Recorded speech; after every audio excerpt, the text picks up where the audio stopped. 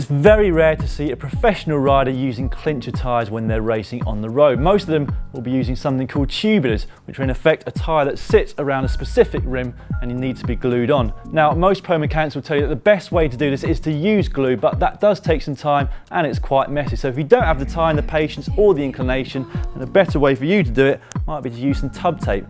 Now, when you get a tubular out of the box, it's probably going to look something like this, and it needs to be stretched before you're able to get it over the rim, otherwise it will simply be too tight. Now, you do see some people stretching it by putting it underneath their feet and pulling it up with their hands, but that can damage the tyre and it will also invalidate any warranty that comes with it. So the best way to do it is to pre-inflate it and leave it overnight. You can put it up to 100 psi, and luckily for you, we've already got one here.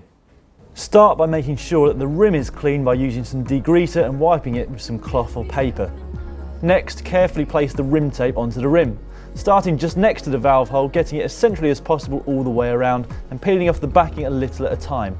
Once you get back to the valve hole, cut the tape using some scissors, then go around it using a rounded tool like the end of a large wrench to make sure that it's firmly in place. Before you put the tyre on, peel back both ends of the tape backing just slightly. Next, it's time to stretch the tub onto the rim. This can be quite a finicky process, and an extra pair of hands at this point can come in, well, handy. Once the tyre is sat in place, you can begin to pull the tape backing away. Use a soft flat tool to keep the tyre slightly away from the rim, and then, a little at a time, pull the backing away. Once you've finished, all that is left to do is to pump up the tyre to the required pressure and then spin the wheel to make sure that it is central and in line the whole way around the wheel. Enough tension on the cable, or the L screw is too far in. To check if it's the cable tension, push the mech upwards using your finger and thumb